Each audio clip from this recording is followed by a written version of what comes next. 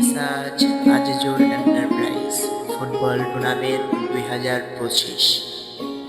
এটা অনুষ্ঠিত হয়েছে ঝাউতলা বাজার হাই স্কুল মাঠ প্রাঙ্গণে।